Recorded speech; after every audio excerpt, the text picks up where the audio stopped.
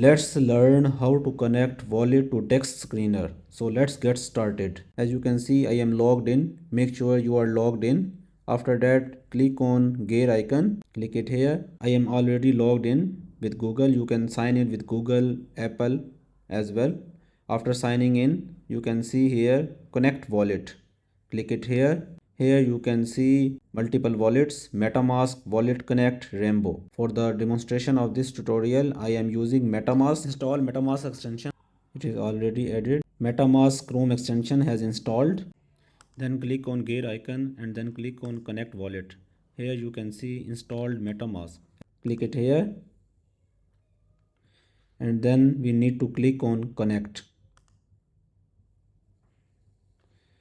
Now we need to verify your account. To finish connecting, you must sign in message in your wallet to verify that you are the owner of this account.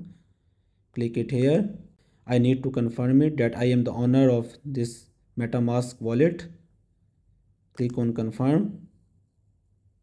After that, now you can see here my MetaMask wallet is connected with Dex Screener. So this is it for this video. If you found this video helpful, hit the like button. If you have any questions, you can ask me in the comment section below.